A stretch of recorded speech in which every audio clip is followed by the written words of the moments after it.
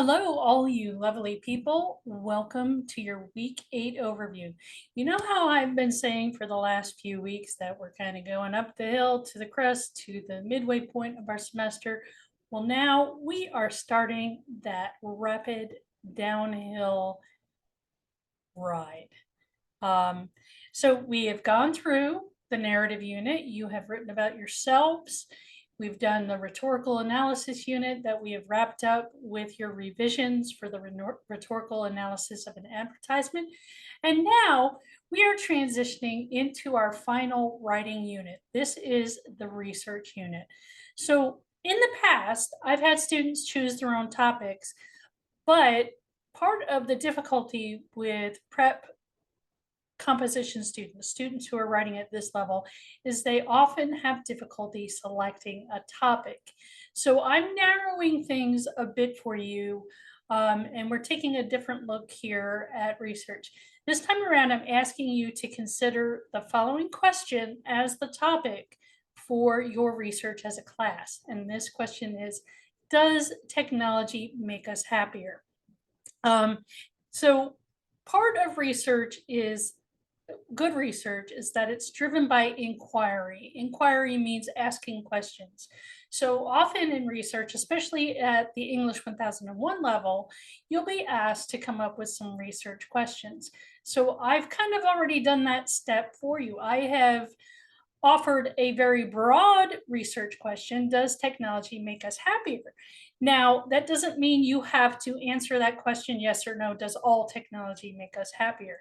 This could lead you to figuring out some of your own questions, such as, does social media make us happier? Does computer use make us happier? Do electric vehicles make us happier? Whatever aspect of technology interests you the most that you would like to research for the next several weeks, hang out with that topic, explore different aspects of that topic, and then decide for yourselves whether that part of technology, whatever it is that you have chosen, makes us happier or not. So the research argument essay requires you to conduct some research, to compare and contrast some source material, and to add your unique voice. I'm concerned with what you have to say about this question. So I want you to add your unique voice to the conversation surrounding your answer to that question that I've asked above. The research argument essay is a bit longer. It's roughly 4 to 6 pages. That's usually about 1,000 to 1,200 words, and that will require some synthesis of multiple texts, at least 4 sources from a pre-selected list. So I've already selected some sources for you. They're really good. I have what we call vetted them to make sure that they're acceptable sources, just to help you get into the idea of synthesizing, using sources, using citations, all of those things that a research essay requires of you. You will then do this once again in English 1001, but at a much deeper, higher level than what we're doing here in this class. This is just preparing you to get you used to doing some research. So we're going to be talking about inquiry-based, asking questions for your research, determining a strategy for researching the answer to your question. You'll also be summarizing an argument, and we will discuss the barriers when approaching a long writing project. So the readings this week, we are talking about subject-verb agreement with grammar. This takes you to a Grammarly page, and that will prepare you for this week's grammar quiz, quiz number 7. That will be dealing with subject and verb agreement. For those of you who are native English speakers, that's usually not a problem. Subject-verb agreement, that is probably the main stumbling block for people for whom English is not their first language. So English language learners may struggle a bit with subject-verb agreement, especially in writing. We're a lot more forgiving when people are non-native English speakers are conversing In English, they can still get the point across, but in writing, it can be a little bit more difficult because English is such a weird language, right? The reading in the writer's practice, remember you can come here and download the reading, or you can just click on the link and it'll pop up in the viewer for you, is about research and argument. That is a brief couple of pages of overview. And then I also want you to read what do they mean. Again, those are PDFs that you can download to your computer, or if you want to click on the link, that'll open it up in the viewer for you. I also have a couple of assigned readings that will serve as the basis for your research project or your research essay. The first one is an article by Maria Konnikova called How Facebook Makes Us Unhappy. So this is an older article. I think it's probably about 10 years old, exploring some of the negative aspects of Facebook in particular, but also different social media. So this is kind of the con side of the technology makes us happier. And then we have another one that's more of a pro side, pursuing happiness in a digital world. And that's by Tomoko Yokoi. We also have here the essay number 3, research argument assignment sheet. I will open that up here so that you can take a look if you are watching along with the video. If you are just reading along or listening, then make sure that you go back into the module and actually take a look at the document yourself.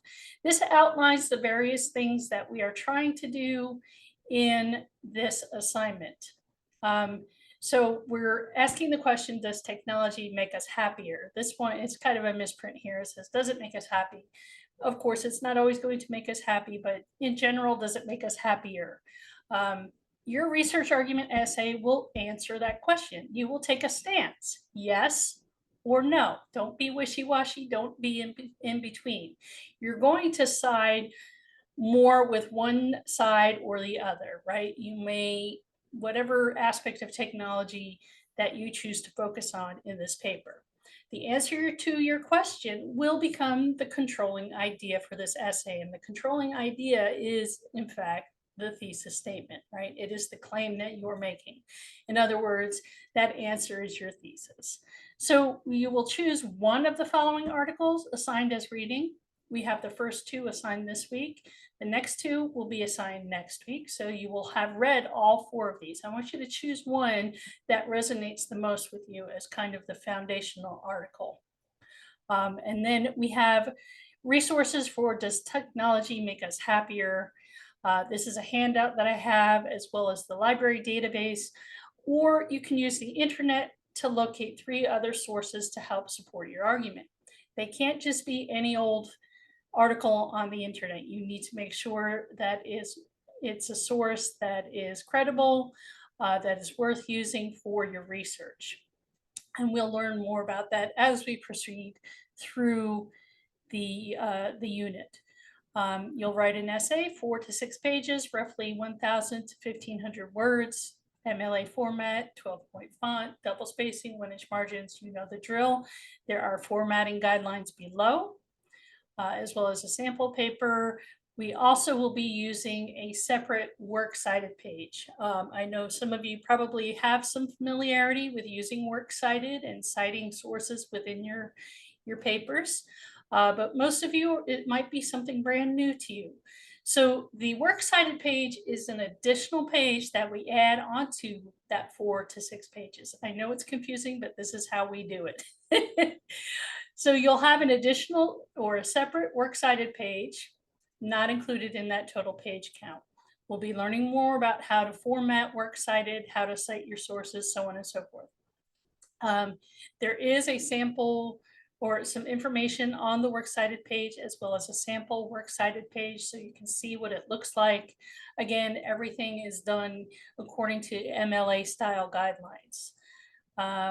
Then reminders here, of course, don't link to your Google Doc, don't link to your Word, Microsoft Word in Office 365. Instead, download and save your document to your computer, save it as a Word doc or a PDF. That way you can upload it to the Canvas system. So that is the document there. And let's see Let's close that. There we go. I'm just moving around all sorts of things in my window that you don't see moving around. For things to watch this week, I have recorded a research unit overview. This is an introduction to the research unit that talks a little bit about the importance of doing research, why it's a big part of your college experience. Not only in this class, but in many other classes, you'll be required to do some kind of a research paper or a research project, and why that is such an important thing. That's under 10 minutes, but please do watch it because it makes an argument for why research is so important. And of course, you're already watching this overview. So the assignments this week, we have grammar quiz number 7.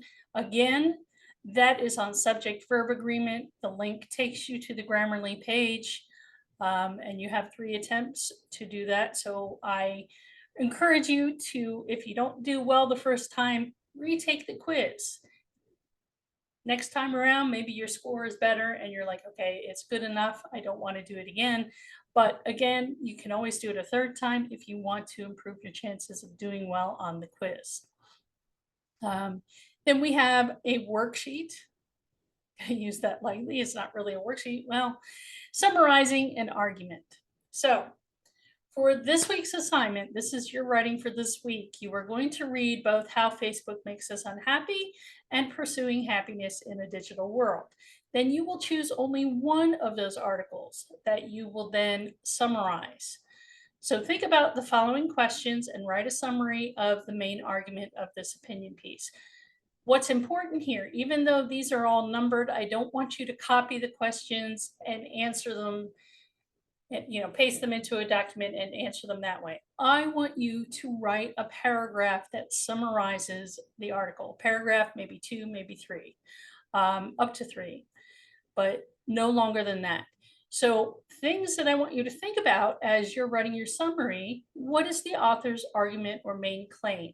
So I want you to tell me what the article title is, who wrote it, and what the author's argument or main claim is.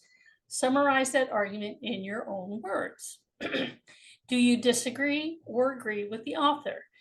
Does the author use evidence to back up this claim, or are they just stating an opinion? If there is evidence, is it biased or unbiased? You can use quotes if you want to.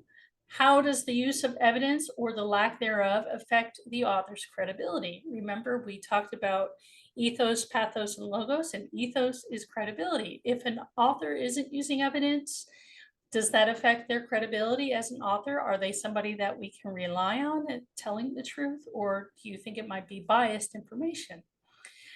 Does the author examine any opposing viewpoints? Do they look at the other side of the issue? Yes or no?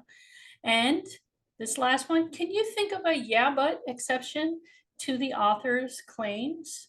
So can you think of a counter argument? Can you argue against whatever the author is saying? And what is it? Maybe you can't. Maybe you can't think of one, and that's okay.